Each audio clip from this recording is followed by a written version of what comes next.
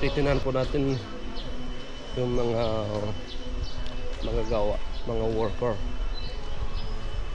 Nagawa sila ng lagyan ng mga basurahan. Ayaw, hindi daw semento, hindi daw pinatawali. Hindi pwede? Hindi pwede. Kaya ko na lang daw sa kung may gagamitin. Hindi pwede. Kasi ito rin kuya, Alin? hindi pwede yung isasemento natin. Okay. Oo, kasi baka mabaho yung lupa, mabaho yung... Hindi yun lang ang kinuwan. Yung front lang. Oo. So ano po ang gagawin natin dito kuya? Bali, kapan lang to. Lalagyan ng ayun yun ilalagay. Yero? Oo, yero. Kukulungin lang siya. Tapos hindi ko na pinalagyan ng pintuan kasi ito lang, ginanoon ko na lang para pagka kinuha nila, hindi na, wala nang problema. Oo. Ganun lang, oh. Ito yung mga bata kapag ano. Yero. Ilang meter po ito kuya? 1.5. Hindi lang. Sabi po ni ate, lagpas tao po, sabi ni ate lang. Okay na yan. Pasok yung mga... Tama-tama para pagkuha nila ng basura.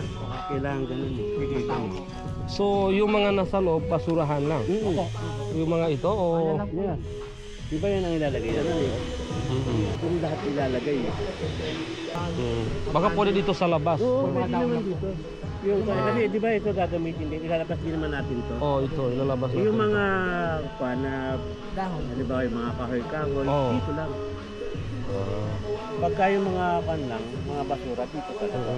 Yung ilalagay doon. Sa kaya, pasabihin kay na Carmi, yung mga basura, dito na agad ang diretsyo. Okay lang yung mga basurahan, yung mga naman, pure na, father, yung pure na dahon, pwede rin dito. Diretso. Ito mo yun. Nabubulok naman sila eh.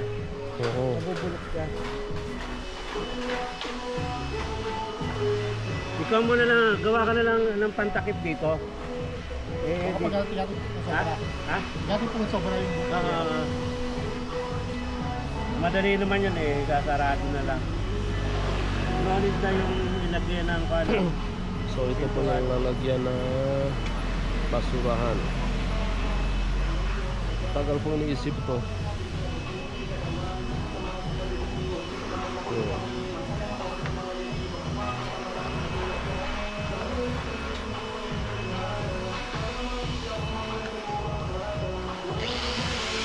Kaya gusto ko sana huwag lang din ilagay ng semento kuya. Kasi kasi delikado po yan eh. Hindi na nga, ito lang nilagyan para. Ito lang. Ano buhangin lang? Yan na lang, yan na lang. Oo. Okay na yan. Yung kasi sayang naman, kaya nilagay na lang dito. Tatakpan to, ito, para hindi pakutin ng pusa. Ay, may pinto ba ito eh? Hindi na nga, hindi ko na nga pinalagyan ng pinto kasi nga pag kukuha sila dun, siyempre mahirapan pa. Gaganin mo pa.